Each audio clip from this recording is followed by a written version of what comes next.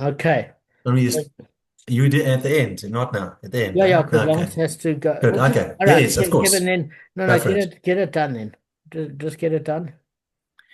Okay, so more halachas. We obviously, with all our knowledge combined, some of us will know some of these halachas. So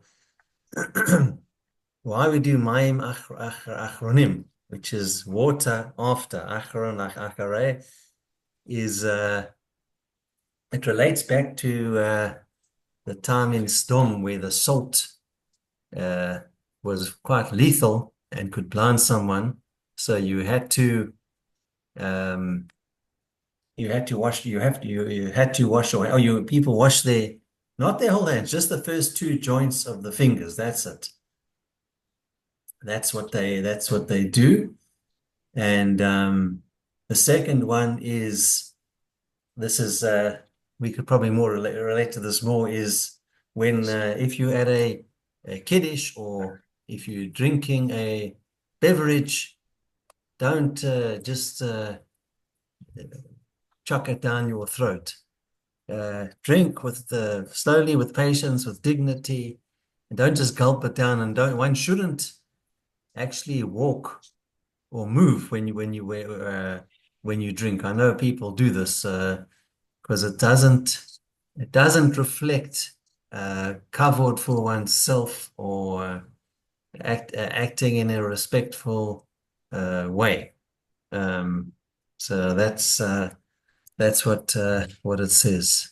Thank you. Just guys, as a matter of interest, well, the one thing that you've got to bear in mind is because if you wonder what Sodom has to do with my Machronim, the reality is there weren't fridges in those days. If you've ever spent a summer in the Northern Hemisphere, you'll cook.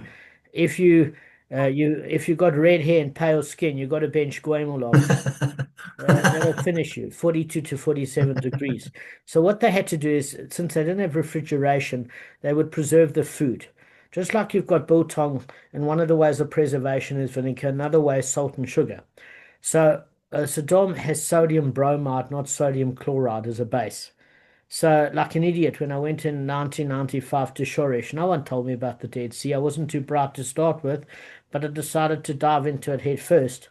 So they realized and they put me on the special needs retarded program at Osamach after doing that stunt for learning because I realized anybody that's idiotic enough to dive head So first, that gets salt in their eyes, just like they um, assaulted your dignity. yeah. So what happens is that as a preservation method of meat in the temple, there were certain miracles in the temple that things wouldn't go off. There were no flies, etc. But throughout history, meals were preserved with sodium bromide, not sodium chloride only. And that was found at the Dead Sea. But you'd have to get that off your fingers, otherwise you'd end up like Stevie Wonder and Ray Charles Blount. All right, guys, I'm going to get started. A mazel tov to all of you because it's our 800th uploaded Gemara Shir. So 800. We've done decently, and I want to just say I'm proud of all of you guys. Well done to you because yeah, you've been instrumental in keeping this all together. So and prepping and everything. Well done. Thanks, Gavin. I We really just appreciate you saying that. we just had to sit here. It's a lot easier. So No, you've done most of the to work. sit through me, It's hard enough you for somebody need like me because I've got 25 different issues. But besides that, so to sit through me, you guys need a medal. That alone for patience develops your lamaba. Really appreciate it. And it's been a pleasure learning with all of you as friends. So thank you. I'm going to share the how many did you say? 180, no 800. 800. Yes, that's actually quite remarkable. Eh? Yeah, it's quite. There were a It's lot we'd never actually uploaded because they wouldn't have passed the YouTube standard, and and the thing of it is that we did a lot of other sharing, but that was officially what was uploaded. We've done a lot more.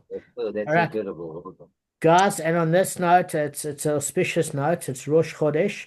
We've done our 800, and we're starting a Mishnah, and those are always good synonyms. So, I just want to read the Mishnah because we don't have much time. I know Lance has to leave at 7, but um, I came back as quickly as I could from shul. All right. So, These are the ones who are exiled for having killed inadvertently.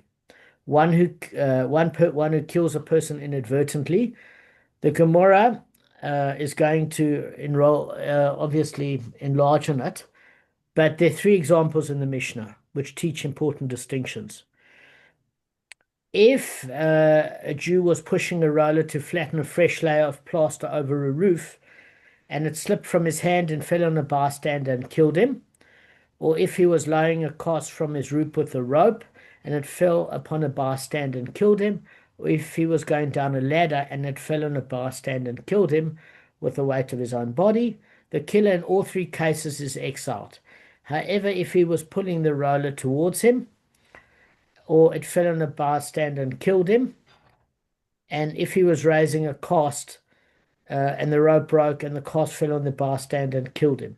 So let me just finish off with the last bit. And if he was climbing the ladder and he slipped from the rung and fell on the bystander and killed him, the killer does not go into exile. So just the reason for the distinction is, firstly, at that particular time in the Gemara, there were flat roofs. What you had to do is actually create a layer of plaster and give your roof a slight incline so that the rain water could roll off. So there was a movement pulling the roller towards you with the plaster and pushing it off towards the roof to create that particular slant. As far as the general rule, the rule which summarizes the distinction between the first three cases and the last three cases is that whoever killed inadvertently while engaged in a downward motion is exiled, but if he was killed while he was engaged in an upward motion, he is not exiled. So just to bring something to the fore that you guys should particularly know is that what do you need three cases for? It's suffice to say that, listen, you had a equivalent of a rolling pin made of concrete. You're putting plaster over a roof, and if it slipped out of your hands and you killed somebody, a downward motion, you'd be liable to exile. But if you were pulling the plaster towards you in an upward motion, you wouldn't you wouldn't be liable for the city of exile, the city of refuge. So why, guys, do you think we need three examples? Just quickly, what do you think? Guys? They're obviously all different scenarios. Yeah. It's basically Three are going up and three are going down. Correct. I'm saying, why doesn't one example? Obviously, each scenario is coming to teach you something. So do you have a clue as to what it is? Gavin Simpson, you seem to have a clue. No, actually not really. I was going to ask you that. I mean, I just found it like interesting, because the truth, they just give the clown and that's pretty much it. There's no need. And also, if you don't give examples, it could be universal. We could relate it more so to today as opposed to 1,500 years ago. So I don't understand why we just wasted these words. Obviously, it's not wasted, but I don't know offhand. Okay. So the first thing of it is Gavin Simpson did bring up a good point, is that the more specific you are, the more exclusionary it becomes. It's a problem. It can become a problem. In other words, if you have a general principle, it can cover a greater scope of situations as opposed to having specificity. Is that one of the things that you're saying, Gavin Simpson? For sure, yeah, because again, the oral laws are meant to be related to every generation, so it just makes it much more complicated. We haven't got roofs that we push anything down on these days, So I don't understand the examples. They all sound the same to me. Maybe the case of the ladder is a little bit different. There's an upward motion, a downward motion at the same time, but the rest, I don't know. Okay. So just yeah, Lance, were you going to ask something? Okay, my question is a bit different. My question is, why does a guy need permission when to go and when not to go to the city of refuge? If I accidentally kill somebody, I'm putting the thing towards me, away from me, and it falls and it accidentally kills somebody, I would go to the city of refuge because somebody might want to take revenge on me, and I would. It's not, I don't need permission to go. I'd go if I feel my life was endangered. So, Lance, I'm pleased you brought up this point. We'll go back to, I'm just going to call it Simpson and Stoller because otherwise it's like Johannes Jacobus Erasmus Pretorius. It's easier just to. Mhm. So just it's not a lack of disrespect that I'm referring to you by your surname. There were two Damons. There was Damon Hoff and Damon Kabb. So they referred to us by when we were in the same circles as our surname. So don't see it as a form of disrespect. To answer Lance's question, Lance, the default position, which we learned yesterday, is that if somebody dies, you run. You run like blazes to a city of refuge because you don't know if they're going to kill you in the meantime. It's up to the courts to send protective measures of security when they escort you to the courtroom. But the default position is when anybody dies, you run there, and that's why there are 42 cities in total. There's not just six, because if it's the way I run, I'm either going to get a brain aneurysm, a heart attack, or they're going to catch up with me. I'm not the fastest runner. Um, just incidentally, is that when they send for the court-appointed messengers with security, if any of the family of the Goel Adam seek vengeance at that point, when the court has come to collect you, they will themselves be held liable for murder. So that is the correct position, Lance. Don't ask questions, run. Get there. That's exactly the point. It's up for the court to establish the rules. It's an excellent point. As far as what Simpson said, is that if you look at Bava Kama and Bava Metzia, it was also a little bit bugging, especially Bava Kama, because many of the examples I did when we were teaching Bava Kama is we were talking about we don't have slaves. And a lot of people obviously got triggered. So what I explained to you there is just relatable to then and now, is you have a concept of indentured servitude with regards to a Jewish slave, that if he steals and is unable to pay his debt, he has to use the time that he has at his disposal and his expertise to pay back that which he stole. That indentured servitude is only in lieu of the fact that he doesn't have the money. As far as non-Jewish slaves, I got quite a bit triggered by it, and I went to go see to Rav Simcha Steinhauer, and we weren't in total agreement. But one of the points that have come up subsequently in terms of how I've thought of the process is very, very simple. Is that whenever you have certain matters, you have to legalize it, whether it comes to drugs or prostitution or ownership of people's time or money, that has to be regulated. If there's no judicial process or legal process of implementation or any sort of policing, it's going to get out of hand. So whether you agree with prostitution or not, the point of it is in order to give the best working conditions for a prostitute, they, by the way, it's the oldest profession in the world. The minute there's been a desire, there's always been a service that's been rendered. I'm not being crude, it's a fact. And for any woman that doesn't have a lot of opportunity, it's provided a wonderful income because of a guy's drafts. It has, it's the oldest profession. So you could say it's wrong, I think etc. it's, But people have been doing these sort of things for thousands of years. And the I worst think thing that ever Bilam started happened, it. pardon? Bilam started it. Bilam started it. No, Apparently Bilam Bilam turned it. was He didn't before start he it. was one He of saw a the, need. yeah, he saw a gap in the market. He saw a gap. Yeah, he saw a gap in the market, for sure. Um, but the thing of it is, as far as prostitution and slavery and all sorts of other things are concerned, you even had this issue with Tamar and Yehuda. I mean, it seems bizarre that one of the 12 four leaders, one of Yaakov's sons, would be involved with a prostitute.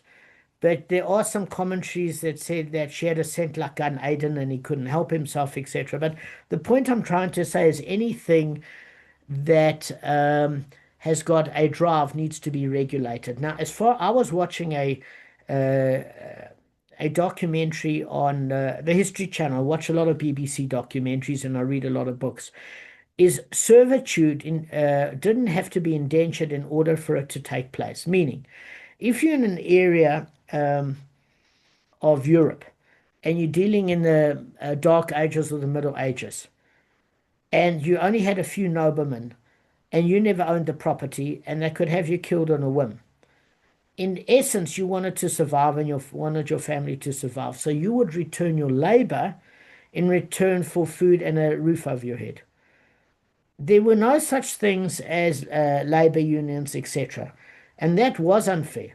So almost the regulatory process of how you treated people under your employ or under your forced labor because um, of the circumstances had to be regulated to stop an unfair condition.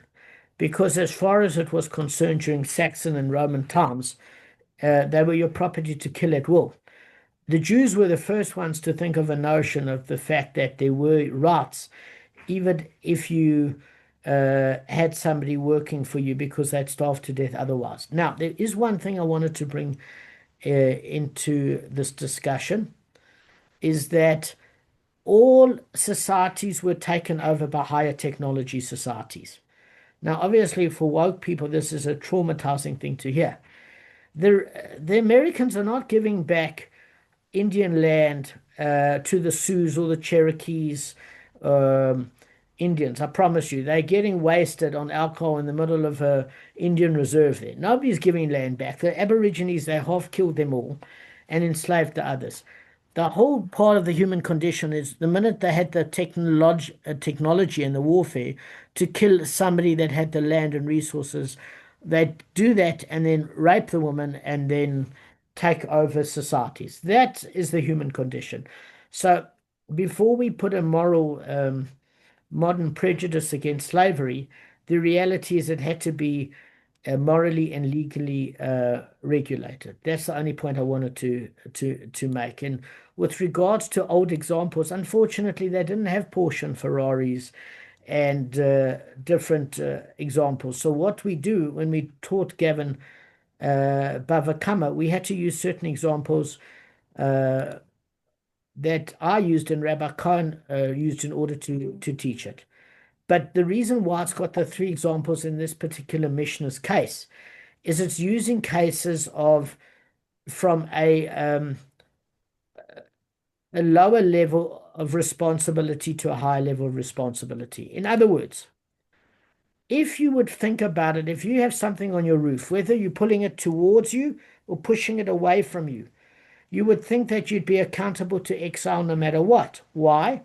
Because anything that can fall from your roof and there's gravity involved is going to most likely leave somebody permanently disfigured or at the very least dead if you do it right.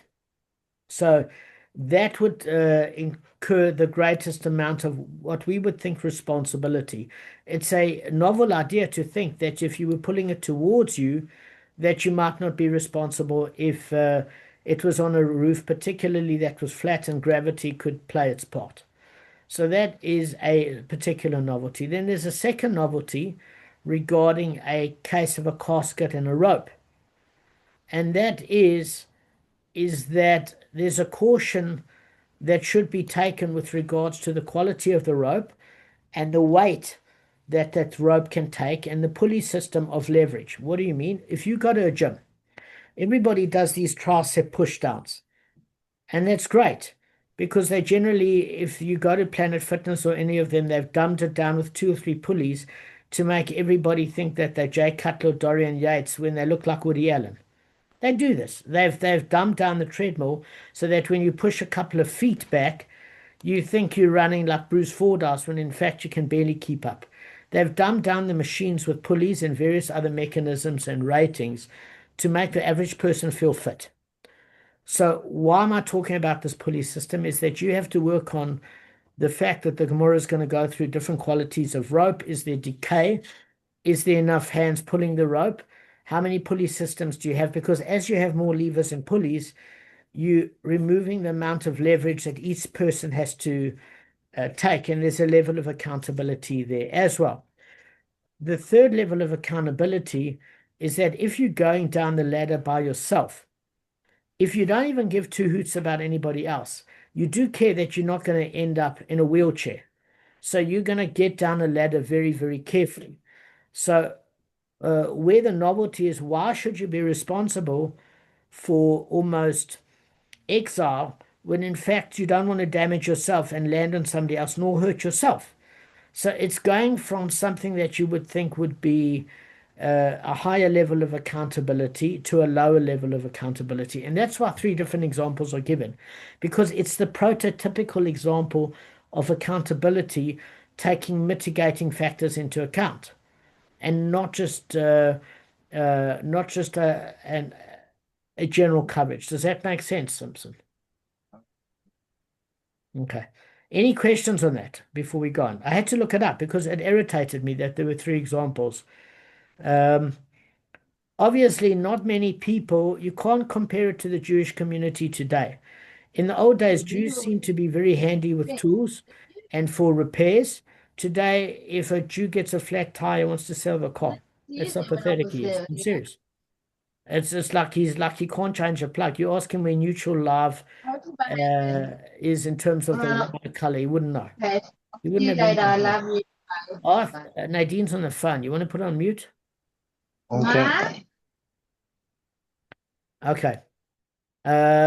So what's the bottom line of the Mishnah? Anything involved in a downward motion, you go to the city of refuge. Why?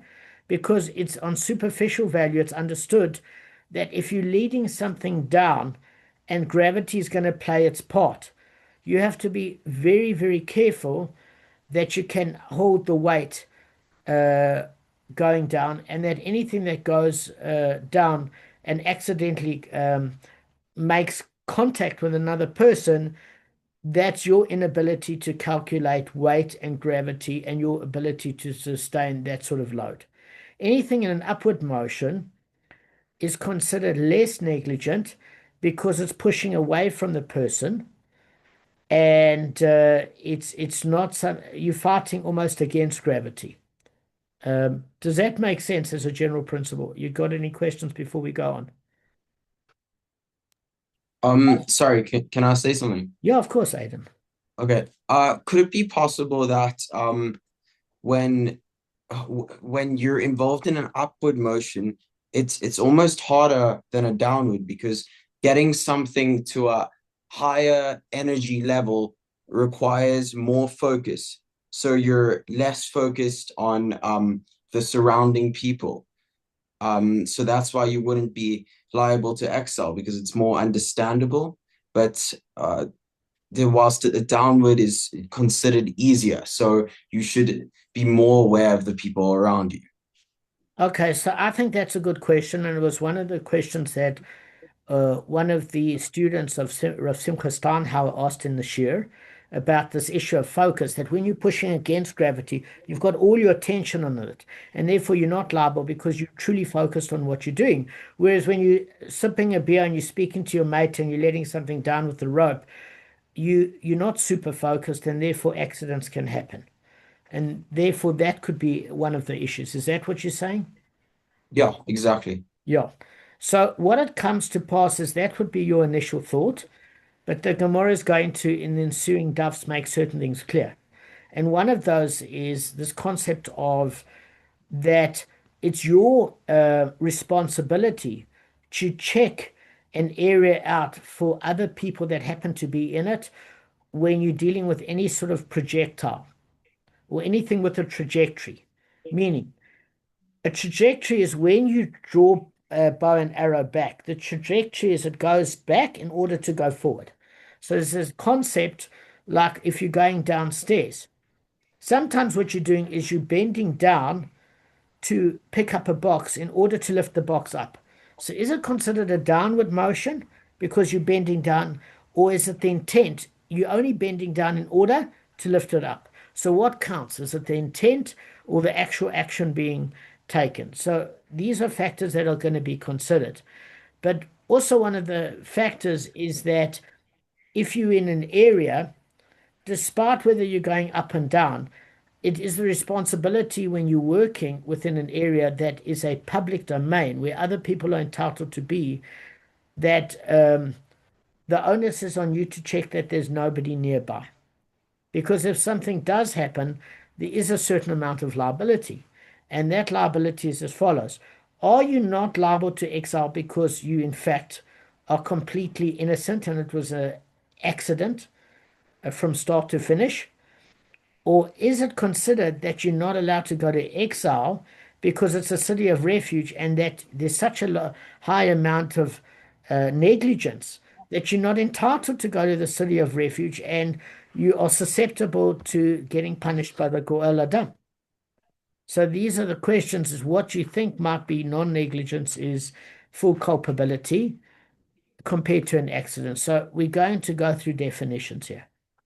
But one of the things to consider is that particularly in a downward motion, you've got to be very reticent to think that your body weight can suddenly stop